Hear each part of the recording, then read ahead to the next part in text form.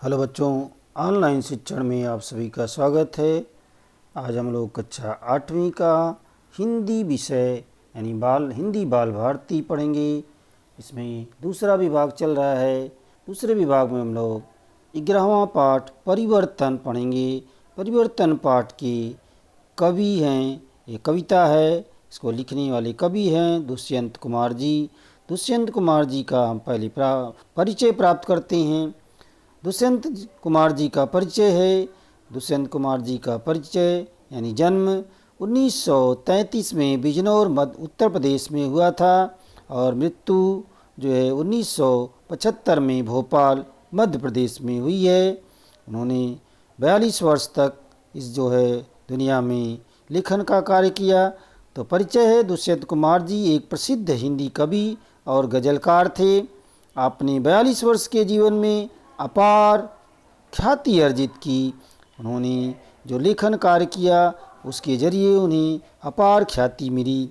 आपने कविता, गीत, गज़ल के क्षेत्र में भरपूर लेखन किया, बहुत अधिक लेखन किया। 42 वर्ष की अवस्था में भी उन्होंने बड़ी मात्रा में लेखन का कार्य किया। आपकी प्रमुख कृतियाँ हैं एक कंठ बिस्पाई, जो है इनकी प्रमुख कृतियाँ हैं।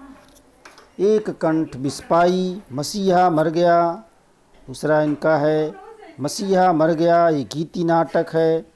आंगन में एक वृक्ष उपन्यास है। मन के कोण लघु कथाएँ आदि जो है इनकी प्रमुख कृतियाँ हैं। जो पद्य हम पढ़ने वाले हैं इससे संबंधित बातें जान लेते हैं। प्रस्तुत पद्यांश एक कंठ बिस्पाई यह गीति नाट्य से लिया गया है। यह प्रसंग उस समय का है जब सती ने आत्मदाह कर लिया था। सती जो है पार्वती का रूप हैं, जो कि शिव जी की जो है के साथ विवाह की थी। प्रजापति दक्ष की पुत्री थी। उन्होंने जो है शिव जी का जो है वहाँ पे अपमान हुआ, जिसके कारण जो है आत्मदाह कर ली थी दक्ष के यज्ञ में। वहाँ पर वही प्रसंग इसमें दर्शाया गया है।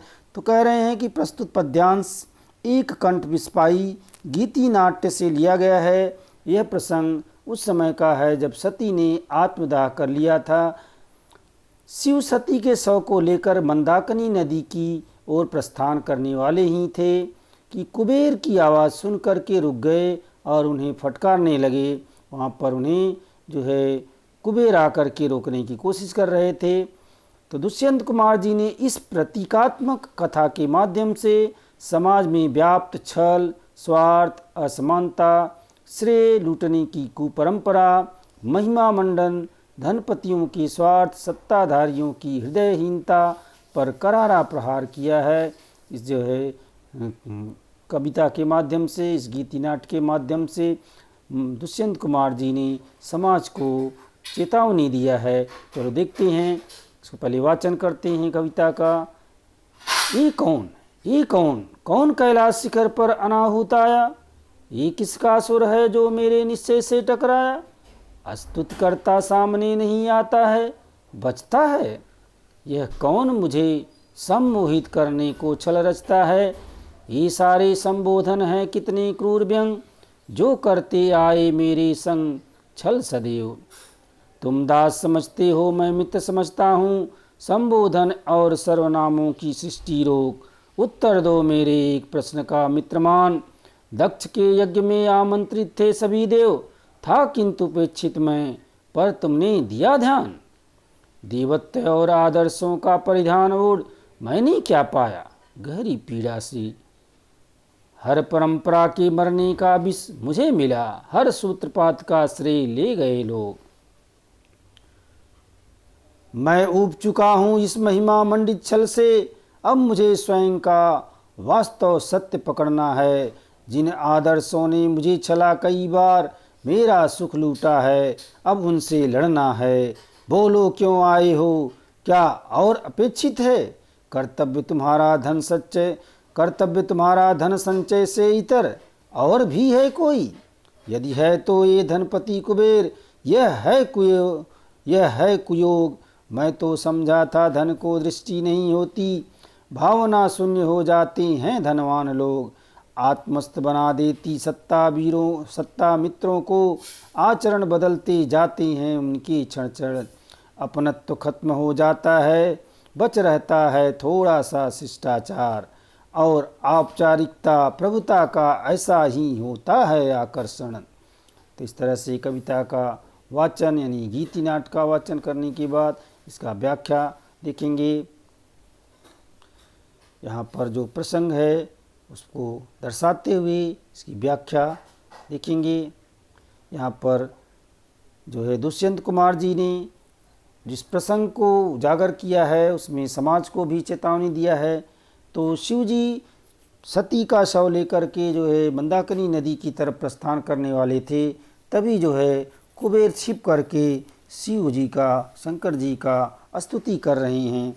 उसी समय का प्रसंग दर्शाया गया है। ये कौन है जो है, यानी शिव जी कह रहे हैं कौन है, कौन कैलाश शिखर पर अनाहुत आया है, कौन कैलाश शिखर पर बिना बुलाए आ गया है, बिना जाने समझे आ गया है, कौन है बिना बुलाए आया हुआ है, ये किसका स्वर है जो मेरे निश्चय से टकराया है, ये कौन बोल रहा है, किसका स्वर है जो मेरे निश्चय से टकराया है, जो मैंने निश्चय कर लिया है उसको रोकने की कोशिश कौन कर रहा है। स्तुति करता है, सामने नहीं आता है, स्तुति तो करता है, विनती तो करता है, लेकिन सामने क्यों नहीं आता है, बचता है, मेरे से बचता है। यह कौन है मुझे सम्मोहित करने को छल रचता है, कौन है जो मुझे सम्मोहित करना चाहता है, सम्मोहित करने का छल जो रच रहा है कौन है, सामने आओ। ये सारे संबोधन है कितने क्रूर व्यंग, ये जो तुम लोग संबोधित करके मुझे बुला रहे हो, ये तुम्हारे संबोधन बिल्कुल क्रूर और व्यंग जैसे लग रहे हैं। जो करते आए हैं मेरे संग छल सदैव, ये तुम्हारे संबोधन जो है ये हमेशा से मेरे साथ तो हमेशा छल कपट ही करते आए हैं। तुम दास समझते हो, तुम मुझे दास समझते हो, लेकिन मैं तुम्हें मित्र समझता हूँ। तुम दास समझते हो लेकिन मैं तो तुम्हें मित्र समझता हूँ। संबोधन और सर्वनामों की सृष्टि रोको, संबोधन और सर्वनाम की सृष्टि को रोक दो। उत्तर दो मेरे एक प्रश्न का, ओ मित्रमान मेरे एक प्रश्न का उत्तर दो। दक्ष के यज्ञ में आमंत्रित थे सभी देव।